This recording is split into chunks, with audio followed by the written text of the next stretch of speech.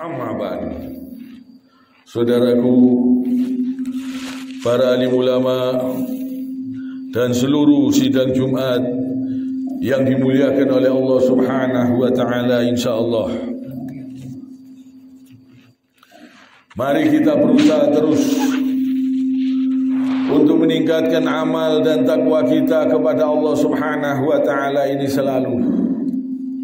Mumpung kita masih diberi kesempatan hidup, mumpung kita masih diberi kesempatan bisa melangkahkan kaki ke masjid, bisa ruku, bisa sujud, mari kita terus meningkatkan amal dan takwa kita kepada Allah Subhanahu wa taala.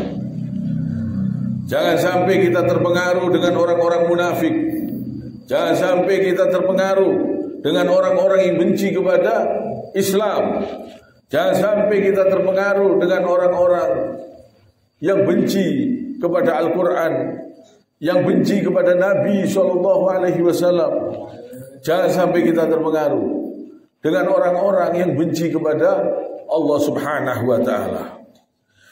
Jangan sampai kita dengarkan ucapan-ucapannya orang-orang yang membenci ajaran Nabi SAW. Tidak perlu kita dengarkan ucapannya, karena sudah jelas mereka itu pendusta ajaran Allah Subhanahu wa ta'ala. Dan ajaran Nabi SAW ini ajaran yang sangat indah, ajaran yang membahagiakan manusia, ajaran yang membuat manusia itu hidup mulia di dunia ini sampai mati, sampai ke alam kubur, sampai ke alam barzah, sampai ke akhirat. Kalau mengamalkan perintah-perintah Allah Subhanahu wa ta'ala, hidup mulia. Coba kita renungkan, kita lihat, kita fikirkan. Orang yang berbuat zina, orang yang berbuat keji, orang yang berbuat menipu, orang yang merampok, perbuatan-perbuatan dolim, di dunia ini saja mereka akan terhina. Insya Allah akan terhina. Ada waktunya mereka terhina. Jangankan di akhirat, di dunia ini saja mereka tidak mampu menghadapi siksanya Allah Subhanahu wa ta'ala. Kalau Allah siksa sekejap, cuman Allah Subhanahu wa ta'ala ini maha sabar. Orang yang sudah melampaui batas seperti Fir'aun saja masih diutus Nabi Musa alaihissalam. Diutus, padahal Fir'aun ini ngaku Tuhan, sudah keterlaluan, tapi masih diutus Nabi Musa alaihissalam. Itulah Allah Subhanahu wa ta'ala, cintanya luar biasa kepada makhluknya. Jadi kalau ada orang yang membenci Al-Quran, mencaci Al-Quran, mencaci, menghina firman Allah, kelihatannya dia masih senang, itu ada waktunya. Ada waktunya. Nanti kalau Allah sudah menyiksa, teriak-teriak bisa. Tidak pakai kecelakaan, teriak-teriak bisa. Dibikin cekot-cekot satu badan bisa. Dibikin cekot-cekot kepalanya bisa. Mau dihancurkan dengan caranya Allah yang sangat hebat, yang luar biasa, tidak bisa dipikir akal. Kalau Allah mau menghancurkan, mau memberi sakit, mau memberi musibah, bencana, sekejap. Cuma mereka masih ditunggu taubatnya, ditunggu sadarnya. Fir'aun aja yang ngaku Tuhan masih diutus Nabi Musa alaihissalam, diutus. Ini kesabaran Allah Subhanahu wa ta'ala, maha sabar, maha baik. Allah Subhanahu wa ta'ala ini maha segala-galanya. Tapi Allah Subhanahu wa ta'ala juga maha menyiksa, maha kejam, maha memberi bahaya. Allah Subhanahu wa ta'ala juga maha pengasih, maha penyayang, tapi dia juga maha adil. Maka dari itu jangan berani-berani berbuat dosa, jangan berani-berani berbuat perbuatan yang haram. Jangan sampai kita terpengaruh dengan orang-orang munafik. Jangan sampai kita terpengaruh dengan orang-orang yang tidak mengenal Allah Subhanahu wa ta'ala. Hidup ini di dunia ini sementara, gunakan yang sebaik-baiknya. Dan Allah Subhanahu wa ta'ala berfirman, A'udzu billahi minasyaitonir rajim. Wa anzalna ilaika dzikra linnasi ma nuzila ilaihim wa la'allahum yatafakkarun.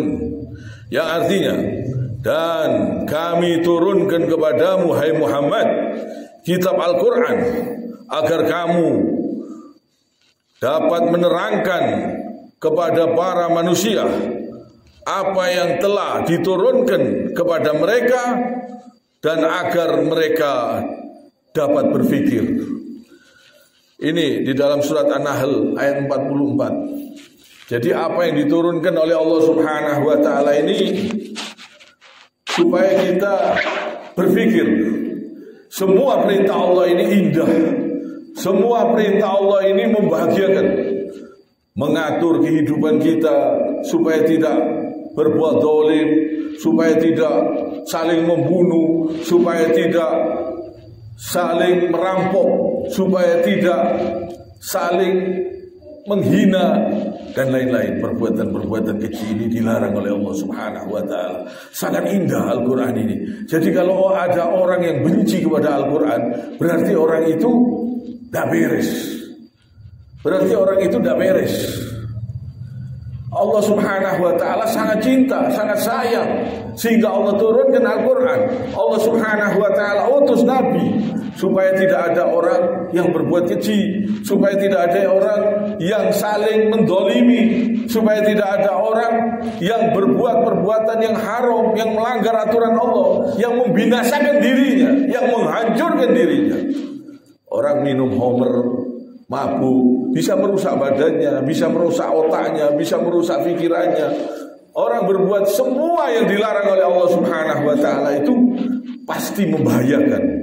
Semua yang dianjurkan oleh Allah dan Rasulnya pasti menyenangkan dan pasti memberikan kebahagiaan, ketenangan, kebahagiaan. Misalnya sodako, orang disuruh banyak beramal, disuruh banyak sodako.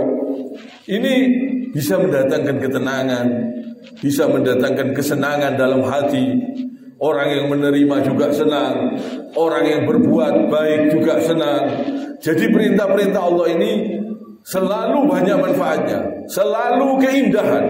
Kalau ada orang yang menghina, yang mencaci, berarti orang ini sudah sangat keterlaluan. Jangan sampai didengar, jangan sampai dihiraukan. Karena kita melihat, kita bisa berpikir keindahan Al-Quran luar biasa. Perintah-perintah Allah selalu menyenangkan, selalu membahagiakan. Bahkan orang-orang yang miskin pun diperhatikan oleh orang-orang kaya karena perintah Allah Subhanahu wa taala. Karena perintah Allah. Padahal Al-Quran sudah turun, masih ada manusia-manusia itu yang mau melanggar. Masih ada manusia-manusia ini yang berbuat keji, berbuat zalim. Apalagi tidak ada perintah Allah, apalagi tidak ada Al-Quran. Alangkah ngerinya bumi ini, alangkah ngerinya seperti hutan rimba. Ini perintah Allah sangat indah, sangat bermanfaat. Kita disuruh membahagiakan orang tua, berbuat baik kepada orang tua. Kita disuruh menyenangkan, membahagiakan dengan cara-cara aturan-aturan Allah Subhanahu wa taala. Sering-sering bersodako, memberi makan orang miskin, membantu orang-orang yang tidak punya. Semua perintah Allah selalu indah, selalu membahagiakan, selalu menyenangkan. Dan orang-orang yang durhaka, tidak mau tunduk kepada aturan Allah Subhanahu wa taala, hidupnya tidak akan bisa tenang, hidupnya tidak akan bisa bahagia kalau dia tidak mau tunduk patuh kepada Al-Quran dan ucapan Rasul sallallahu alaihi wasallam. Jadi perintah-perintah Allah ini kebutuhan kita. Misalnya Allah Subhanahu wa taala berfirman, A'udzu billahi minasyaitonir rajim. Alladzina yunfikuna amwalahum bil-laili wan-nahari sirran wa 'alaniyah falahum ajruhum 'inda rabbihim wala khaufun 'alaihim wala hum yahzanun. Dalam surat Al-Baqarah ayat 274, yang artinya Orang-orang yang menafkahkan hartanya di malam dan siang hari secara tersembunyi dan terang-terangan, maka mereka akan dapat pahala di sisi Tuhannya. Tidak ada kekhawatiran terhadap mereka dan tidak pula mereka bersedih hati. Jadi orang kalau kepingin hidupnya tenang, kalau kepingin hidupnya tidak ada kekhawatiran, dia banyak beramal, banyak berbuat baik, banyak melakukan amal soleh, kebaikan, sodako, memberi makan. Selalu usahakan, ditingkatkan terus. Hidup akan tenang, hati tentram. Ada semua obatnya dari Allah Subhanahu wa ta'ala. Al-Quran ini diturunkan untuk obat. Kalau kita amalkan, kita kerjakan, Al-Quran diturunkan untuk obat dan rahmat sebagai petunjuk bagi orang-orang yang beriman, orang-orang yang yakin kepada Allah. Kalau kita amalkan, kita kerjakan, kita yang beruntung, kita yang senang. Ini kebutuhan kita. Jangan sampai kita benci kepada Al-Quran. Jangan sampai kita benci kepada Rasul Sallallahu Alaihi Wasallam. Jangan sampai kita benci kepada Allah Subhanahu Wa Taala. Hidup kita tidak akan senang. Hidup kita akan tersiksa. Tersiksa yang selama-lamanya. Ini hati-hati. Jangan sampai kita ngikuti orang-orang yang benci kepada Al-Quran, orang-orang yang benci kepada hadis Nabi. Hati-hati. Hidupnya hati-hati.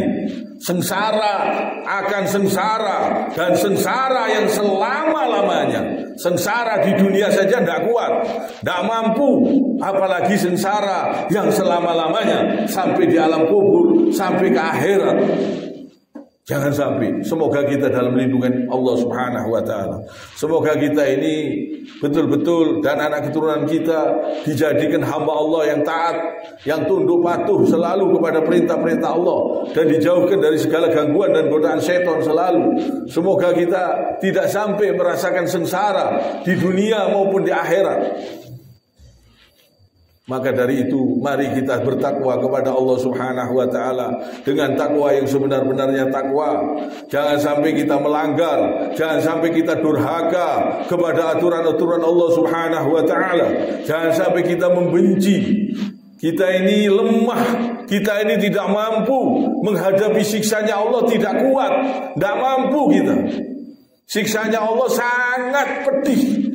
Inna adzabi lasyadid. Sesungguhnya siksaku sangat pedih, kata Allah. Jangan berani-berani berbuat dosa. Mari kita banyak istighfar, mohon ampun, kerjakan sholat 5 waktu, usahakan yang tepat waktu, usahakan semua perintah-perintah Allah ini dikerjakan. Semua yang dilarang oleh Allah dijauhi. Usahakan sholat malam, jangan ditinggalkan. Puasa sunnah, usahakan selalu dikerjakan. Usahakan selalu di jalan Allah Subhanahu wa ta'ala. Kehidupan ini sebentar, dunia ini akan kita tinggalkan. Maka dari itu mari kita betul-betul bersungguh-sungguh dalam bertakwa kepada Allah Subhanahu wa ta'ala. Kiranya sampai di sini. Subhanakallahumma bihamdik, asyhadu an la ilaha illa anta, astaghfiruka wa atubu ilaik.